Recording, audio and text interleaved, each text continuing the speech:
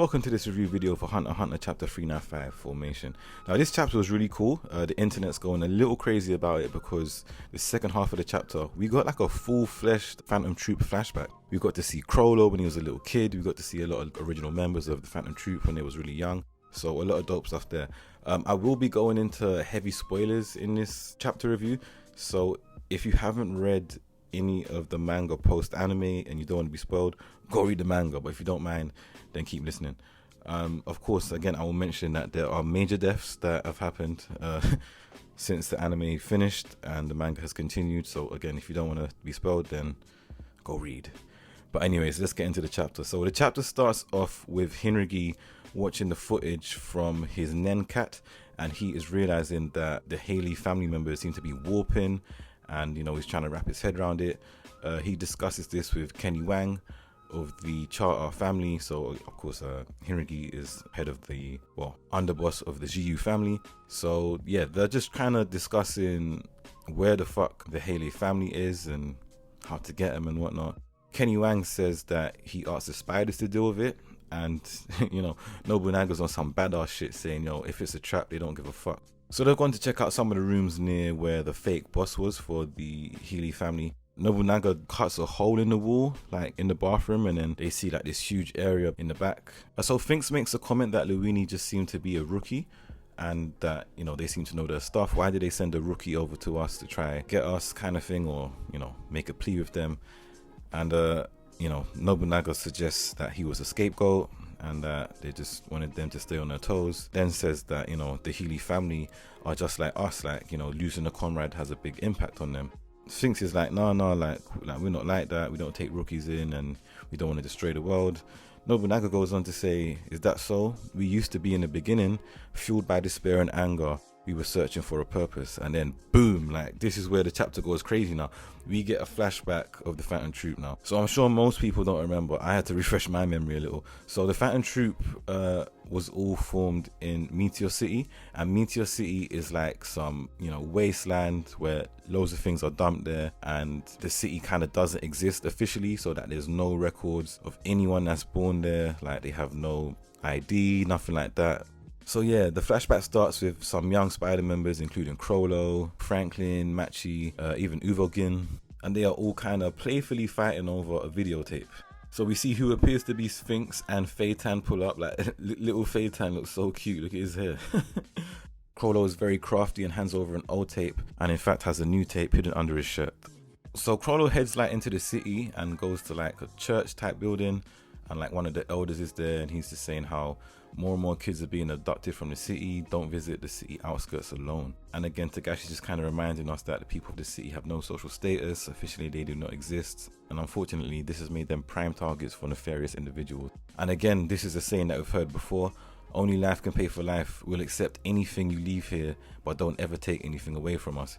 So if you think back to, there was like a story in like around the York New City arc where basically somebody was found guilty of murder from Meteor City and he wasn't guilty, and the 31 people involved, like the judge, the police, like they were all killed by the Phantom Troupe with a message saying, we'll accept anything you leave here, but don't take anything away from us. So they'll accept anything, but don't try to take anything from them. And by anything, you know, they mean like the lives of the city's residents. Like if they take a life, you know, they're gonna go ham and get revenge. So we see a young, cheerful Crollo in the screening room now, and he meets a young Paku. Like, she looks similar, she's still got that nose, but obviously her hair's short. It's not clear who's talking, but one of the two have learned the languages German and Jana, which was on the other tape. The other tape that Crollo gave to Phaeton was like about learning a language in another language. So yeah, basically they real smart to be learning this new language.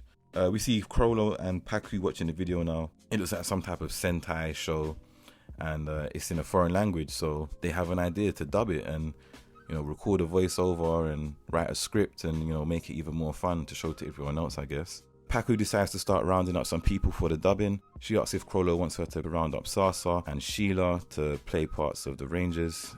And Crollo cheerfully says yes and says that I love you, Paku. So was there like a deep love interest from them being very young? Like, or just Crollo seems super happy, like somewhat reminiscent of Gon even, like obviously a lot smarter than Gon, bless him. But yeah, it's quite odd to see such a cold, calculated killer just being so fun-loving. The story then cuts to Sheila and Sasa. Now, I'm not too familiar with Sheila, but she was first introduced in a 2-chapter one-shot written and drawn by Tagashi about Kurapika's memories, and it's called Kurapika's Memories. But in it, Kurapika and Pyro meet Sheila, and she has a book with them, and yeah, apparently she's presumed to be the woman that found the massacred Kuta clan 6 weeks after Kurapika left. So yeah, she has the same book in this one-shot that she also has in this recent chapter. So it's very interesting that Tagashi would do something like this.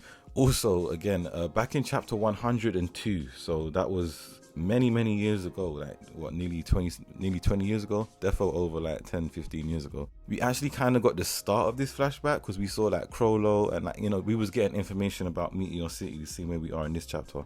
But we saw Crollo holding the tape, and, you know, some young Phantom members like playing with videotapes. So it's crazy how Tagashi somewhat had this in mind from back then, or he's really now expanding upon, you know, what he had in mind from all those years ago. Like, so it's very interesting that we're getting this shit all these years later. And also Sheila being from Meteor City and also knowing Kurapika is also kind of strange, because it's like, you know, the ties between Crollo and Kurapika may run deeper than we initially thought. If, you know, he was friends with Sheila from a young age, and then, you know, she found the murdered clan of Kurapika's, and obviously Kurapika was hell-bent on revenge against Crollo and the spiders. So yeah, it's very interesting the way this is all starting to connect up. And then obviously the chapter ends with Crollo and friends just dubbing for this episode, and it says, "Innocent voices untainted by darkness."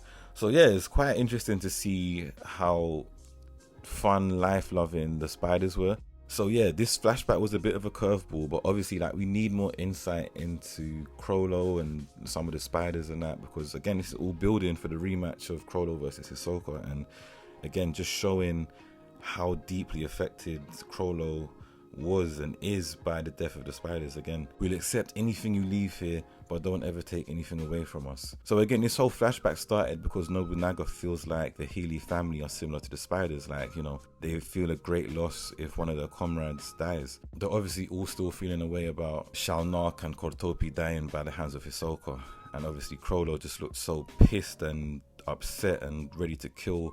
So yeah, really nice chapter, really cool that we're getting more insight into the spiders.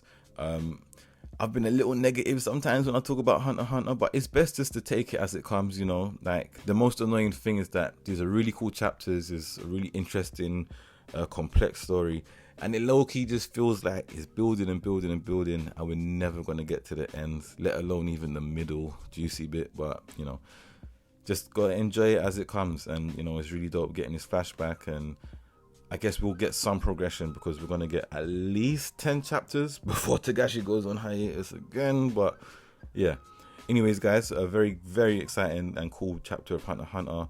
Please join me again next week for a review of chapter 396. I've been Agusu Weeaboo. Thanks for listening. Please make sure you subscribe and like, and I'll see you guys soon. Peace.